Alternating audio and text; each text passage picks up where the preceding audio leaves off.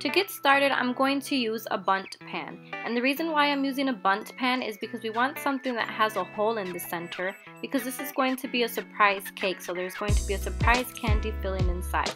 This one is by Wilton and it was a gift from my mother. I'm going to start by greasing it with some nonstick cooking spray, and then I'm going to add my vanilla cake batter inside. I baked this at 350 degrees for about 45 minutes, and bundt pans do tend to take a little longer, so make sure you keep an eye on that. While my cake is finishing up baking, I'm going to open up a package of coconut flakes. I'm going to use a pack and a half just to be on the safe side, but you might only need one package. And I'm going to toast these at 350 degrees for about 10 minutes until they get nice and golden brown. While my coconut flakes are toasting, my cake just finished, so I'm going to let this cool completely. Now I'm going to show you guys how to make a simple, delicious caramel sauce.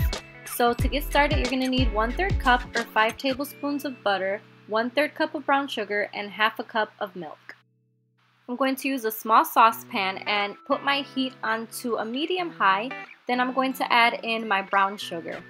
I'm going to let my brown sugar sort of melt and break down for about a minute, and then I'm going to add in my butter 1 tablespoon at a time, stirring after each addition.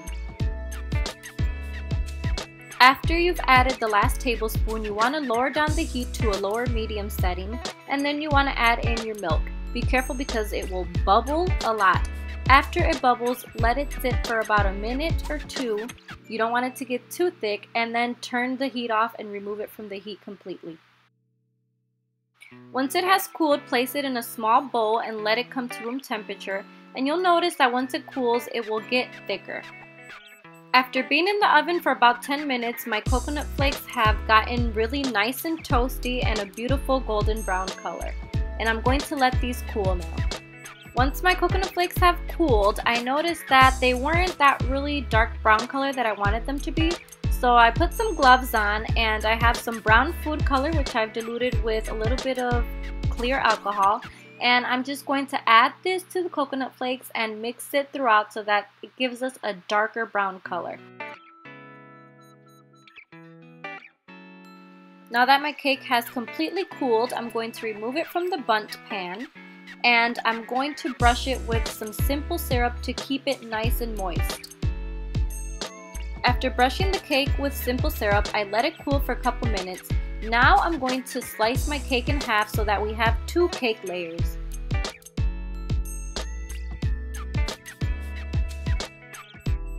And I'm going to brush the insides of those with some simple syrup also. Then I'm going to drizzle some of that delicious homemade caramel sauce in the insides of the bundt cakes. Then I'm going to fill them with some chocolate buttercream and stack the cakes together. Now I'm going to drizzle some more of that delicious caramel all over the top of the bundt cake. Once that has cooled, I'm going to cover the entire cake in some more of the delicious chocolate buttercream. Once I've covered the cake completely in buttercream, it's time to put the coconut flakes to use. So I'm just going to grab my coconut flakes and literally just sprinkle them all throughout the cake. I want to get in every nook and cranny. Make sure you get the sides and even that little hole on the inside of the cake. Make sure as you're doing that you press firmly so that the coconut flakes actually stick to the buttercream. Now I'm going to chop up some melting chocolate and microwave it until it's completely melted, and then I'm going to drizzle this all over the cake. And then I'm going to add more coconut flakes on top.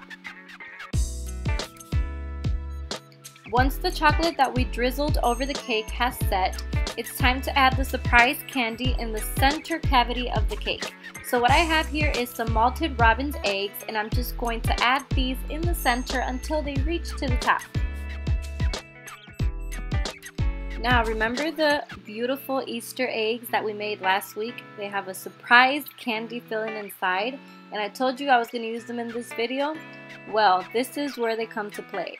I'm going to add these on top of the cake because the cake is supposed to look like a bird's nest, and these are the little eggs.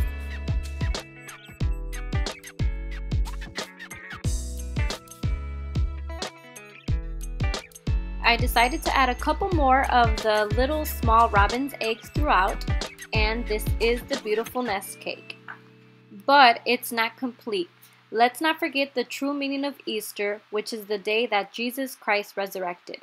So I decided to add a beautiful Bible verse around the cake as a scripture, and it says, "This is the day that the Lord has made. Let us rejoice and be glad in it." And that comes from Psalms 118:24. Thank you guys so much for watching. I hope you guys enjoyed this tutorial. Have a happy, blessed Easter. And now I'm going to show you guys what the cake looks like when you cut into it.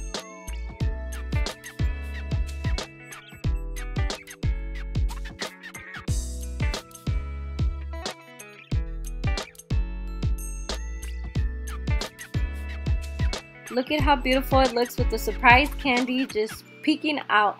Thank you guys so much for watching. Don't forget to subscribe so you can see all my tutorials that I post weekly. Bye bye. Happy Easter.